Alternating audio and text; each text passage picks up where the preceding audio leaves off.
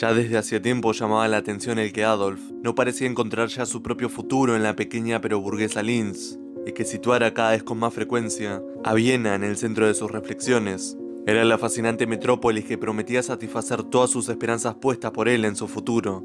Estas esperanzas se basaban en que Adolf conocía ya la ciudad de una visita en el año anterior. Su estadía había durado lo suficiente como para haberse entusiasmado con las maravillosas construcciones junto al Ring, pero demasiado poco para no ver el hambre y la miseria que se ocultaban detrás de esa deslumbrante fachada. Esta imagen ilusoria, exagerada por su artística fantasía, ejercía sobre él una enorme fuerza de atracción. Siendo ya un joven de 18 años, Adolf a los ojos de la madre carecía de una base sólida para su propio sustento, a diferencia de August, que como músico había elegido un oficio sólido. Había concluido su aprendizaje y aprobado el examen de oficial. Si alguna vez empezaba a zozobrar el inseguro bote de su existencia, Kubitschek tenía ya un puerto seguro. Adolf, por el contrario, navegaba enteramente hacia lo desconocido. Partió hacia Viena sin más que la pensión en su bolsillo y un montón de proyectos futuros. Su amigo continuó trabajando en la tapicería de su padre, sintiendo la ausencia de Hitler. Las semanas pasaron y no llegaba ninguna carta, ni a su amigo ni a la misma madre. Todos estaban preocupados, preguntándose qué le había podido suceder. Haciendo cita del mismo Hitler años después, nos cuenta la razón de su inesperada ausencia. Se había partido para Viena para hacer el examen de ingreso en la academia. Equipado con un grueso rollo de dibujos, me puse entonces en camino convencido de poder aprobar con la mayor facilidad este examen. La escuela real yo había sido el mejor dibujante de la clase y desde entonces mi habilidad se había desarrollado todavía de manera extraordinaria, de modo que la satisfacción conmigo mismo me hacía confiar orgulloso y feliz en lo mejor.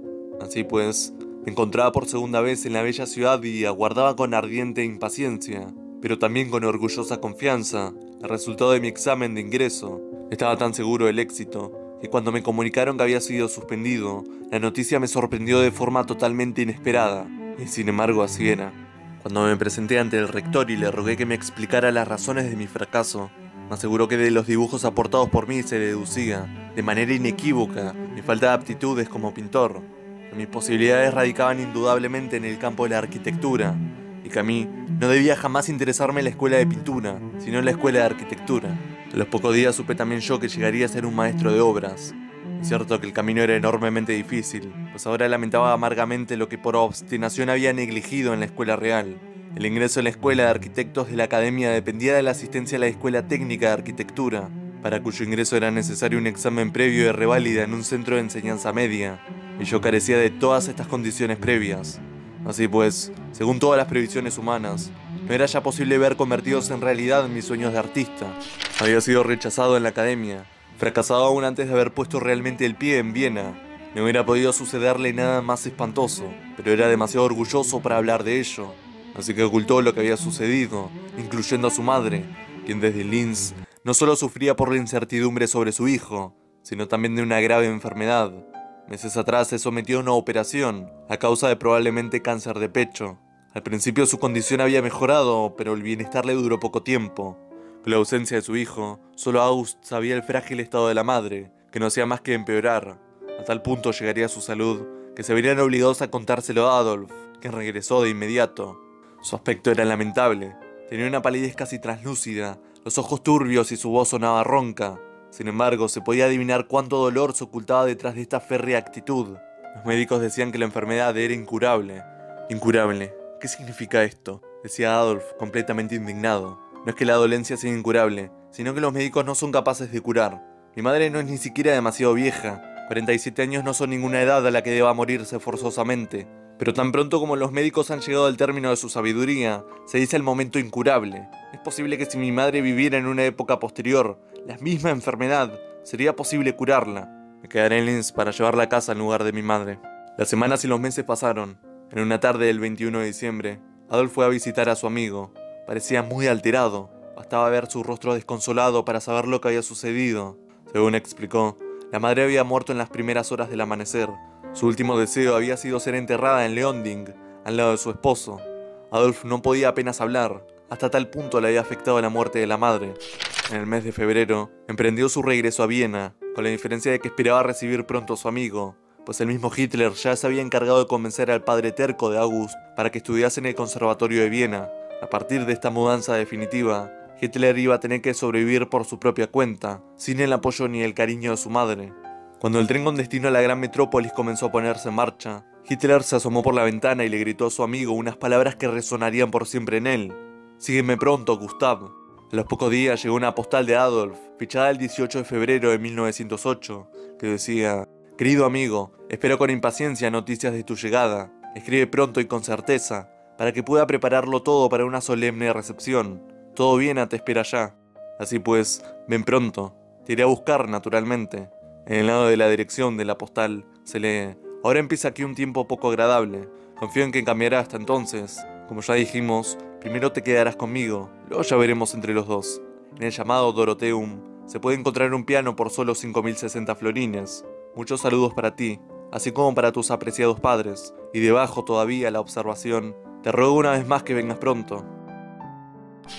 Por lo demás, después de regresar a Viena, seguía fiel a la decisión tomada de estudiar, de una manera u otra, como arquitecto. La primera impresión que Kubitschek recibió al llegar a Viena fue el de una excitada y ruidosa confusión. Allí estaba con su pesada maleta en la mano, tan desconcertado que en el primer momento no sabía dónde debía dirigirse. Adolf le esperaba con su elegante abrigo oscuro, sombrero negro y el bastón de paseo con su puño de marfil. Partirían directo al lugar donde se estaba hospedando, en la calle Stumpergasse. Adolf se detuvo frente a una casa bastante nueva en el lado derecho, en el número 29. En tanto se podía ver, era una casa muy bonita, casi majestuosa y distinguida, tal vez algo demasiado elegante para jóvenes como aquellos dos, pero Adolf cruzó el vestíbulo y atravesó un pequeño patio. La parte posterior de la casa parecía considerablemente más modesta. Por una oscura escalera llegaron al segundo piso. Varias puertas daban al rellano, el número 17 era la suya. Cuando Hitler abrió la puerta, salió un fuerte olor a petróleo, el cual iba a quedar desde entonces unido a la memoria de esta vivienda. Lo primero que llamó la atención de Kubitschek fueron los dibujos, esparcidos por todas partes, sobre la mesa, sobre la cama. Todo parecía mísero y abandonado. Adolf quitó todo encima de la mesa, extendió sobre ella papel de periódico y trajo de la ventana una botella de leche. A su lado puso pan y embutido. ¿Cuál fue su rostro cuando August echó a un lado todas estas cosas y abrió una caja con comida frente a sus ojos? Dentro había asado de cerdo, bollos rellenos y otras cosas más. Hitler simplemente dijo: «Sí, cuando uno todavía tiene madre». Ese día comieron como reyes, algo que para Hitler salía de su alimentación habitual, que en toda esta época fue y sería bastante escasa. Una botella de leche, un pan, algo de mantequilla. Al mediodía compraba a menudo un trozo de pastel de nuez. Con ello se daba por satisfecho. A los pocos días que Kubitschek se hubo instalado en la habitación, se hizo traer un piano que había alquilado tal y como fue planeado con su amigo. Ocupaba tanto espacio en la pequeña habitación que entre los pocos muebles que había casi no se podía caminar, como si se tratase de un depósito. Así de reducido sería el espacio en el que estos dos amigos convivirían por un largo tiempo. Con el transcurrir de las semanas, Kubitschek fue profundizando más en su íntima amistad, llegando a conocer nuevas facetas de su compañero. Si hay algo que podamos destacar, son las visitas de Adolf a Meidling, un barrio abiertamente trabajador. Aun cuando August no hubiera explicado exactamente lo que buscaba allí, sabía que Hitler quería conocer, por sí mismo, las condiciones de vida y habitación de las familias trabajadoras. No le interesaba a él un destino aislado, quería conocer la vida de la clase obrera. Al aumentar su interés por la política, se ocupó cada vez más de la necesidad de viviendas sanas y adecuadas, principalmente para la gran masa de la población. En palabras del mismo Hitler, dice así: «Delante de los palacios de la Ringstrasse sufrían hambre miles de parados, que moraban debajo de esta vía triunfalis de la vieja Austria. En la penumbra y el fango de los canales, los carentes de hogar». Con estas palabras anuncia aquella mirada retrospectiva típica para aquellas semanas y meses, que le llevó de la reverente admiración por una gran arquitectura imperial a un estudio de la miseria social. Siguieron muchas horas nocturnas en las que, caminando arriba y abajo entre la puerta y el piano, le describía, con drásticas palabras, las causas de estas desoladoras condiciones de las viviendas. A su manera, él pensaba en todo, e incluso reflexionaba si aquella reconstruida Viena habría de necesitar o no de cervecerías. Adolf rechazaba el alcohol de manera tan radical como la nicotina, y si uno no fumaba ni bebía, ¿para qué quería las cervecerías? De todas formas, encontró una solución tan radical como generosa para esta nueva Viena, una nueva bebida popular.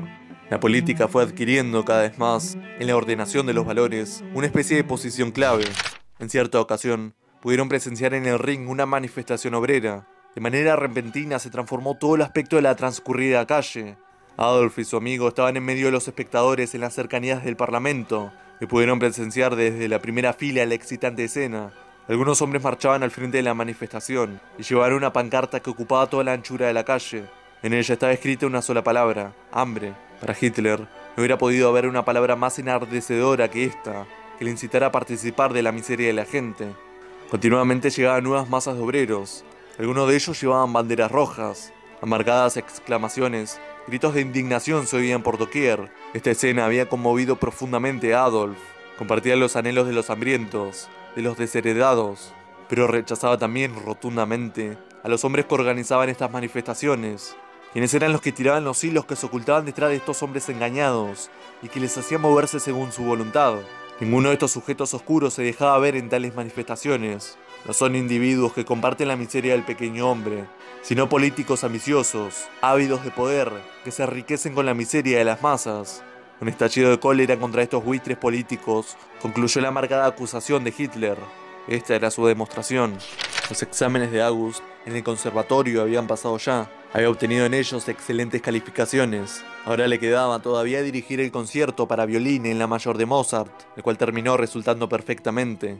Sentía una íntima alegría por el regreso al hogar. Entre los dos, discutieron el porvenir en las siguientes semanas y meses, llegando a la decisión de que no solo se mantendrían juntos, sino que permanecerían alquilando el pequeño espacio donde vivían. Por lo demás, August había hecho ya sus planes. Permanecería todo el otoño en casa de sus padres, para pasar, acto seguido, el periodo obligatorio de 8 semanas de servicio en la reserva militar, al cual le tocaba a Hitler el año próximo. Los meses pasaron, y una vez acabadas todas sus responsabilidades para con la familia y con la reserva militar, Kubizek estaba listo para regresar a Viena. Le avisó a su amigo ni bien tuvo el boleto para el tren, y emprendió su viaje. En la barrera, en el lugar de costumbre, debía encontrarse con él. Le ayudaría a llevar la maleta pesada, que, como saludo de la madre, contenía también algunas cosas para Hitler. Sin embargo, no se lo veía cerca. Fue en vano que mirara a su alrededor. Adolf no estaba allí. Kubizek pensó en que quizá estuviera enfermo y por ello no había podido ir, así que dejó la maleta en la consigna y se encaminó, lleno de preocupación, a la Stumpergasse. La dueña le saludó alegremente, pero se apresuró a añadir que la habitación estaba ya alquilada. Adolf se había ido sin dar motivos, y tampoco forma alguna de contactarlo. Era como si se lo hubiera tragado la tierra misma. De esta manera, la bella amistad de juventud tuvo un final poco hermoso, pero con el tiempo August se reconcilió con esta idea. Le pareció que esta repentina conclusión de su amistad era, en el fondo, más razonable que un final al que se llegara por la mutua indiferencia. Como esta separación tuvo lugar en un momento en que su amistad había alcanzado su punto máximo, por decirlo así, ideal, la imagen de su amigo se grabó en su recuerdo de una forma mucho más viva e imborrable. No cabe la menor duda de que esta es la razón de por qué estos años de su juventud, tan distantes ya, han quedado grabados de manera tan viva en el recuerdo de Kubizek. Si quieres saber qué fue de la vida de Adolf Hitler y cómo terminó convirtiéndose en el canciller del Reich, suscríbete allá mismo al canal y activa la campana, así serás notificado cuando suba la siguiente parte. Muchas gracias. Y a no olvidar, la paideia es eterna.